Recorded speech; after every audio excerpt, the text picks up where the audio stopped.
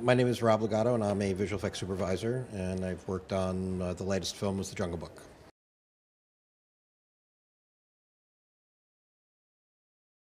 Wow, that is so hard to come up with because there's so many. Like what Roger was saying, there are so many. They're like your children, and you have great affection for them, even the ones that are flawed. You actually like, you like those. One of them was the first time I did Apollo 13, and there was a particular shot which felt like it was the footage that was so inspiring when you grew up and you saw the actual launch sequences and things like that, where all of a sudden it just went, wow, that kind of worked. That wasn't expecting to be transformed in a way, or and said, well, that now feels like what used to inspire me when I was young and was amazed by the whole process. And it was very simple shot. It's a one model and it falls away, and there is a photograph of Earth actually taken by the astronauts. And it's very simple to put together, but something that had some power to it. Something was really unique about seeing it and the way it moved. And it was just like, maybe we're onto something. Maybe something. So that was Apollo 13. That was my second movie that I worked on. So I've so many. It was I would have to study this question for a long time to come up with my favorites. But a lot of them, usually the simplest ones are my favorites. The ones that are cost $1 million and take a year to do are great, and we like doing them. But sometimes it's a simple insert or whatever. Something moves you in a kind of an emotional way that's kind of surprising is usually my favorite. Well, I think for anybody who's studying it, what you are doing is making a movie. So all the disciplines of making a movie are become so important. Photographing something, composing something, lighting something, editing it. Films don't live on just one shot alone, or one shot just multiplied and added to another.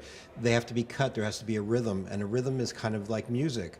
And so all art forms lead you into this world that makes your work better. And you could have a fair effect, but because it was well thought out and it fits so perfectly into a sequence, it becomes, or it transcends itself. It becomes better and better and better because of the other art forms of cinema.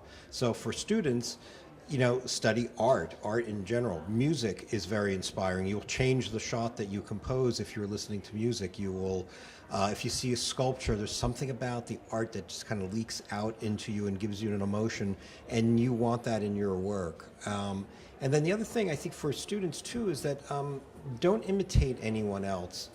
Uh, what we're interested in is seeing an individual's view of something, and each person has their own individual quality they can bring to it. You disband it if you imitate somebody like me or somebody like Roger or any of the other artists that you might admire or like or whatever, because that's what they did, and that's an imitation of that. But what is really interesting is your point of view, how you do it, how you see it, and it takes a while to get the courage to say, well, I don't care how it was done before. I only care the way I like to see it.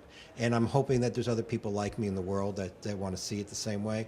So all art forms, and you have to know all of it. I think you have to be, even if you're not fluent in it, you have to edit, you have to direct, you have to even act, because sometimes to put yourself in the place of the performer, you kind of have to be the performer. And, that's the way that feels. I should do it this way, I should photograph it that way, I should take advantage of this.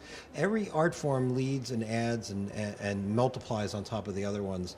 And then what you really want is your individual expression of that will make your work unique and good and heralded and all the rest of the things that come from it, all the good things that come from it.